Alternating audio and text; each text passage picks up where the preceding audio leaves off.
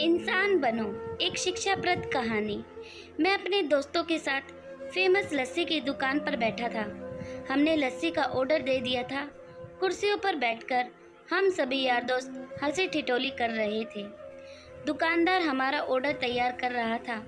तभी वहाँ पर एक बूढ़ी लगभग 74-75 वर्ष की औरत आकर खड़ी हो गई। कमजोर थी, चेहरे पर भूख साफ नजर आ रही थी।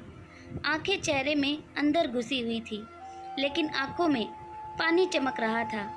देखकर ही पता चल रहा था कि उनका गुजारा मांगकर चलता होगा।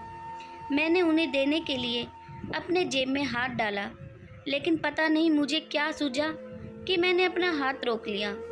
उनसे पूछा, दादी आप लस्सी पिएंगी?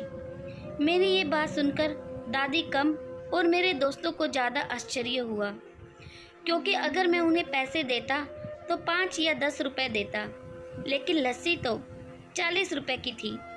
बूढ़ी औरत हिचकिचाते हुए बोली, हाँ, और उन्होंने अपनी मुट्ठी में पकड़े 15 रुपए जो उन्होंने मांगकर इकट्ठा किए थे मुझे देने के लिए मेरी ओर बढ़ाए। मैंने पूछा, ये क्यों? तो वो बोली, इन्हें अपने पैसों में मिलाकर मेरी लस्सी के पैसे भर दो। उन्हें देखकर मैं भावुक तो पहले ही हो गया था, पर उनकी बात सुनकर मेरी आंख और गला भर आया। मैंने दुकानदार को एक लस्सी और बनाने के लिए कहा। मैंने दादी के पैसे नहीं लिए, इसलिए उन्होंने अपनी मुट्ठी वापस भींच ली। सबको लस्सी दी गई। मैंने अपनी और दादी की लस्सी के गिलास उठाए और एक दादी को दे दी। मैं और मेरे दोस्त कुर्सी पर बैठे थे और दादी वहीं पर हमारे सामने ज़मीन पर बैठ गई। मैं अपने आप को लाचार और गरीब महसूस करने लगा, क्योंकि दुकानदार मेरे दोस्त और बाकी के ग्राहक कहीं कुछ बोल ना दे, इसलिए मैंने बेचारी दादी को कुर्सी पर बैठने के लिए नहीं कहा।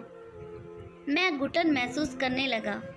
मैं कुर्सी से उठा और दादी के पास ज़मीन पर बैठ गया।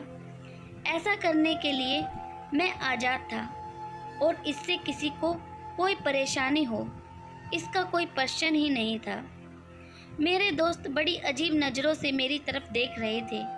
वो कुछ बोल पाते इससे पहले दुकानदार ने दादी को उठाया और कुर्सी पर बिठाया और मेरी तरफ मुस्कुराकर देखते हुए हाथ जोड़कर बोला, साहब ऊपर बैठिए।